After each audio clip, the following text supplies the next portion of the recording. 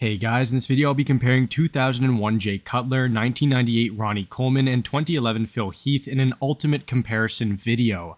All three physiques are among the best of their careers, with little to no flaws and near perfect development. I'll be using a point system to judge each pose, giving first place 3 points, second place 2 points, and third place 1 point, meaning that the winner of this comparison would have the highest overall points. Now, before the video does start, a like and sub would really help out the channel, and a follow to my Instagram would be much appreciated. With that all being said though, let's get into this video. The front double is the first pose of this comparison, and wow guys, all three look phenomenal. Immediately, my eyes are drawn to Ronnie for his tremendous bicep peaks, large and cut quads, and crazy X frame. Jay also stands out to me for his picturesque lines and aesthetic flow, as he presents the most eye-pleasing physique in my opinion. Phil looks like a solid combination of aesthetics, mass, and conditioning, having cleaner lines than Ronnie and better conditioning than Jay. I do think that Ronnie dominates in the arm and quad departments, having so much freak factor in size and conditioning, and also has the most imposing structure. I would have him winning this pose due to his amazing proportions and relatively small, well-tapered torso. Neither Phil nor Jay have the same wow factor. However, I do think that Phil's dry conditioning and comparable mass are enough to overtake Jay. It is evident that Jay has the superior lines, however he lacks the same arm separation and overall muscular dryness. I could see a case for Jay coming in second, however I do feel like Phil is objectively better. The front lat spread is an absolute domination for Ronnie, as he's so muscular conditioned and has the best structure. Not only does he fill out the pose the best, but he also has the best set of quads, massive arms, and nearly zero flaws apart from his maybe weaker calves. Jay and Phil are close in my opinion, which is odd considering that Phil's narrowness should normally hold him back. While Jay is winning in overall width, Phil arguably has better lat coverage, conditioning, and clearly better arms. Jay does have those cut and strided quads, a better midsection, and a better structure, all things that are going to be very difficult for Phil to beat. Although Phil has more impressive lats, arms, and a similar amount of quad development and conditioning, I do think that this pose is really about the structure, something which he does lack. Therefore, I'd give second to Jay and a pretty close third to Phil.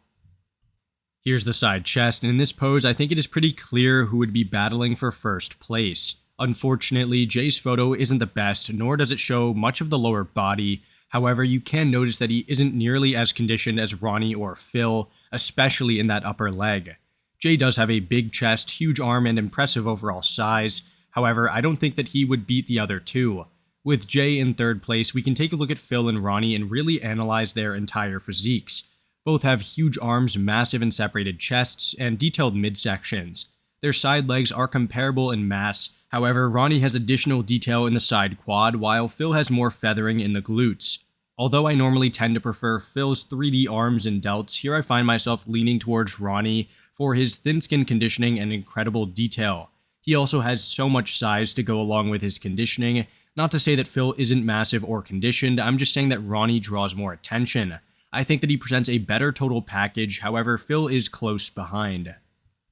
From behind is where things really do start to get interesting, as Phil and Ronnie really do begin to pull ahead of Jay. While Jay does have a great, extremely detailed upper body, his glutes and hamstrings appear to have a thin film of water on them, and standing alone, he does look great. However, both Ronnie and Phil have a superior, upper body in my opinion, and have a way better lower body. Looking at Ronnie, you can see that he has those ridiculous feathered glutes, crazy piano chord hamstrings, and amazing back density. Phil has quote-unquote cleaner hamstring separation and similar striations in the glutes and has a great back of his own as well. Phil does have an advantage in the delt roundness and size from behind, however Ronnie battles back with mountainous bicep peaks and swept triceps. It is really close between the two since neither is out-conditioning or necessarily outsizing the other, so I do think it comes down to who you prefer. Personally, I am more impressed with Ronnie's freaky lower body and massive arms. However, Phil's 3D qualities and great lines are right there as well. The rear lat spread is a more competitive shot for all three, since I really do think it highlights their well-developed backs and tree trunk legs.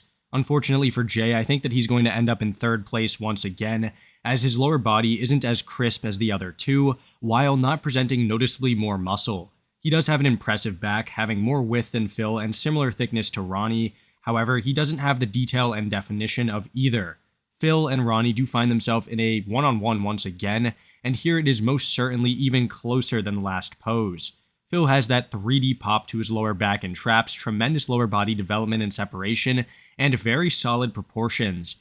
For whatever reason, Ronnie sort of bends over in this pose, which creates a disparity in the angles. However, you can still notice that his amazing conditioning is really just spot on.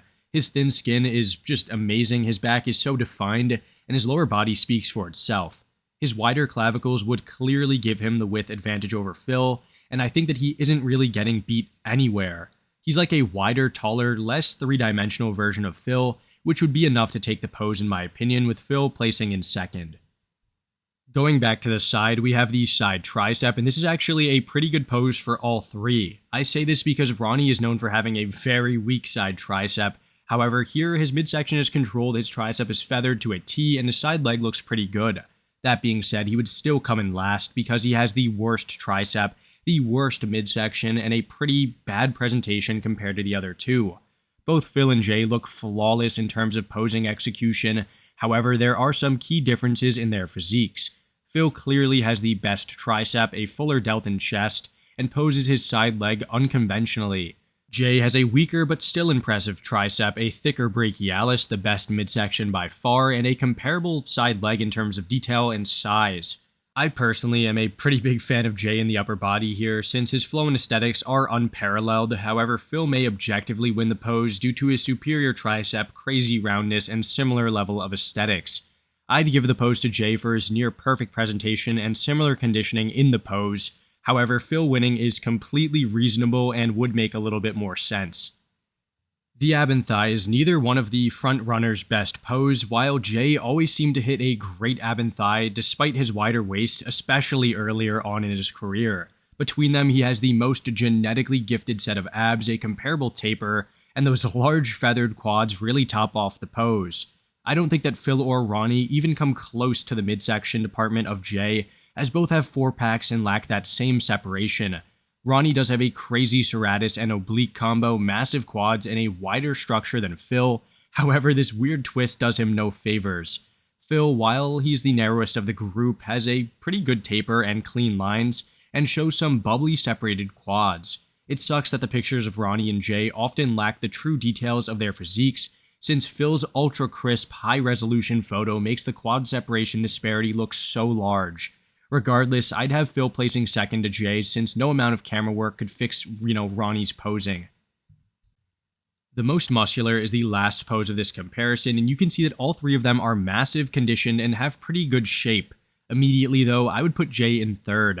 Although his conditioning is not bad and his size is really there, his shape, especially in the arms, is nowhere near as impressive as Ronnie or Phil.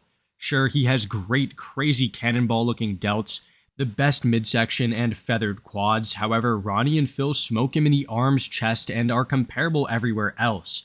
Now, Ronnie and Phil actually do look crazy, presenting two of the most impressive, most musculars, in my opinion, of this variation at least.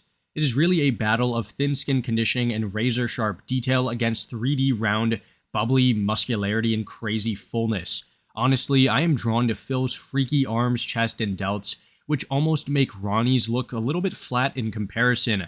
Ronnie fans don't hate me for saying that, but come on, it's kind of true. While it is, true that Ronnie out-details him by a mile in this shot, it's not like Phil is bad in detail or definition, and he does still present some insane fullness. It's a bit of a toss-up, however, I'd still have Phil on top with Ronnie in a close second.